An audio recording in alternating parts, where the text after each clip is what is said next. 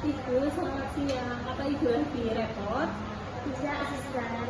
Gini, maksud kedatangan saya ke sini mau ngajak ngobrol Ibu terkait apa sih kesulitannya Ibu dalam menjaga anak Ibu? Apakah Ibunya bisa diam? Mungkin 30 menit. Bisa dia asisten. Jadi gini, saya mau menanyakan gimana sih kegiatan keagamaan anaknya Ibu? Dia sekarang bisa terbilang males suster semenjak kejadian tsunami. Padahal sebelumnya dia sangat rajin sekali.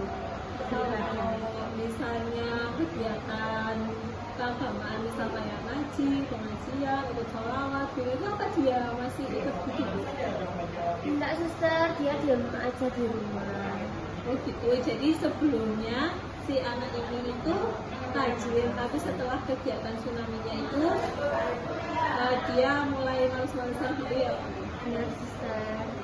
Kalau boleh tahu apakah ini semua kan setelah tsunami, terus gimana sih penanggulangannya Ibu buat ngasih tahu ke anaknya itu apakah anaknya mau dengerin Ibu atau gimana? Ya, apa ya Jir? Saya sudah angkat tangan suster untuk menasehatinya karena dia tidak mau mendengarkan saya. Oh begitu ya Bu, mungkin saran saya sebagai seorang perawat karena yang paling dekat adalah keluarganya, maka Ibu terus kasih dukungan ke anaknya, jangan capek-capek ngasih nasihat biar dia itu tetap sholat, tetap ngaji gitu. Mungkin dari hal-hal kecil, ikut sholat Jumat atau gimana, membalikan dia ke jalannya yang seharusnya. Mungkin kayak gitu Ibu. Apakah Ibu bisa? Bisa suster, saya akan berusaha untuk melakukannya. Oke, ya udah cukup segitu aja Bu. Saya mau tanya-tanya. Terima kasih ya waktunya. Sama. Jadi Selamat siang Ibu, gimana kabarnya hari ini? Apakah baru mau melakukan ibadah? siang suster. Kalau saya alhamdulillah ini untuk soal ibadah sudah selesai. Rasanya gimana kalau dari Ibu? Perasaan saya setelah melakukan ibadah jauh lebih tenang dan sebelumnya. Baik Ibu, hari ini kita akan diskusikan mengenai sholat, apa aja yang dilakukan, dengan cara yang benar itu gimana sih saat sholat berjamaah. Di sini saya memberikan waktu mungkin sekitar 30 menit. Karena Ibunya Ya suster. baik Bu, untuk mempersiapkan sholatnya sendiri setengah tahun lagi baik dari alatnya maupun persiapan diri Ibu sendiri itu gimana sih? Sepengetahuan saya ya suster itu persiapan dari diri kita sendiri itu yang pertama wudhu. Terus yang kedua kita selaku perempuan sholat itu memakai terus untuk alatnya membuka. Ya benar itu udah bagus sekali. Cuman kita kan sebaiknya kalau baiknya kita sebelum melakukan itu pasti kita mandi dulu dan cara yang tadi kata Ibu kita harus berwudu terlebih dahulu. Iya suster. Nah kalau menurut Ibu nih kan sholat kan ada 5 waktu. Bisa sholat mungkin nggak? Untuk yang pertama itu sholat subuh, Ya. yang kedua sholat duhur, Ya. yang ketiga sholat asar, yang keempat sholat maghrib, dan yang terakhir sholat isya. Ya, benar. Kalau misal sholat subuh nih ya, itu jam berapa? Terus kalau kita mau sholat subuh tuh niatnya gimana? Untuk sholat subuh biasanya jam setengah 5 pagi.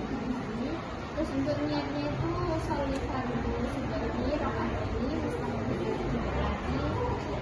azan bilang. Ya, betul sekali Ibu.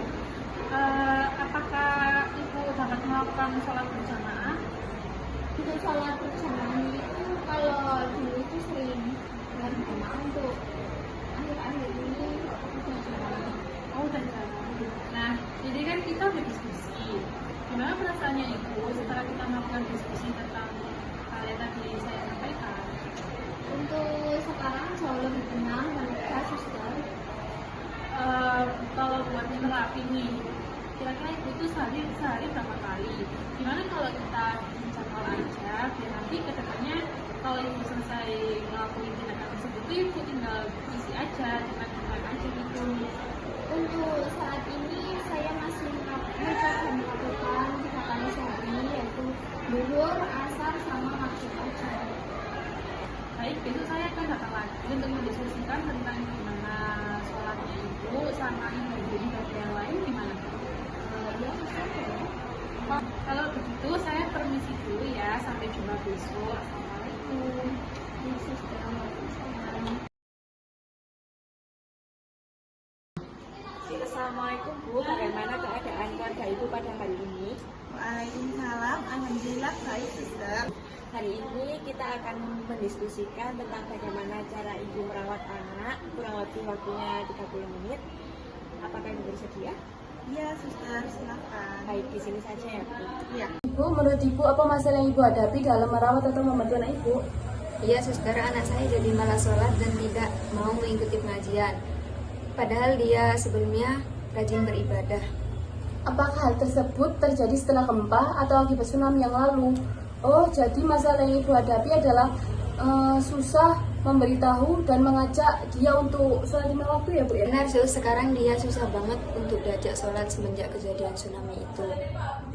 Bagaimana dengan kegiatan keagamaan yang lainnya? Apakah anak Ibu juga melakukannya? Tidak, Sus, dia males-malesan saja di rumah, diam saja. Jadi Ibu kewalahan untuk menasihatinya akan dapat melakukan ibadah ini setelah tsunami ya Bu ya? Iya, saya sudah angkat tangan menyuruh dia untuk sholat. Ibu, biasanya kalau ada kejadian yang beneran seperti gempa dan tsunami, kadang seseorang akan mengalami kejadian seperti itu, seperti anak Ibu tersebut. Oleh karena itu, maka saya bantu untuk merawat atau membantu anak Ibu ya. Iya, Sus, apa yang harus saya lakukan? Bu, caranya untuk membantu anak Ibu yang malas sholat adalah dengan cara meningkatkan, mengajak atau memberi contoh sholat pada waktu sholat telah tiba. Selain itu, Ibu juga mempersiapkan alat-alatnya seperti kopiah, sajadah, sarung. Lalu Ibu bersama-sama satu keluarga untuk melakukan sholat berjamaah. Jangan lupa mengajak anak-anak untuk bersama-sama sholat berjamaah. Bila perlu, ajak Ibu untuk menjadi imam tersebut. Oh, begitu ya, Sus. Insya Allah saya akan melakukannya. Ya Ibu, setelah Ibu sholat, Ibu ajak anak-anak Ibu berdoa, memberikan kekuatan atau ketabahan dalam mengetahui masalah akibat adanya bencana tersebut. Ya, Sus.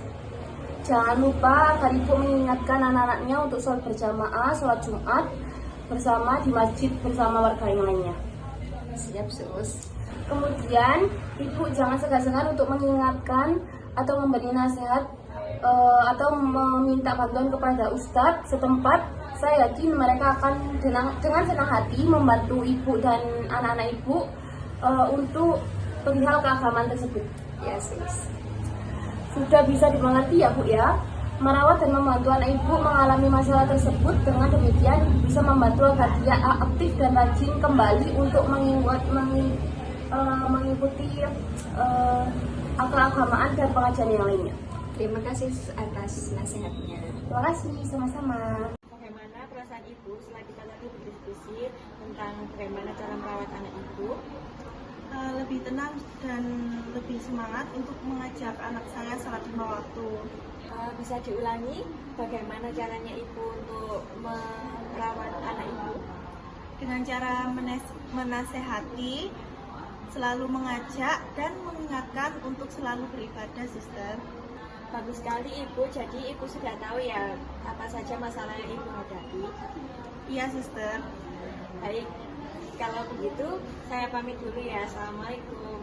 Terima kasih banyak, suster, atas bantuannya. Waalaikumsalam.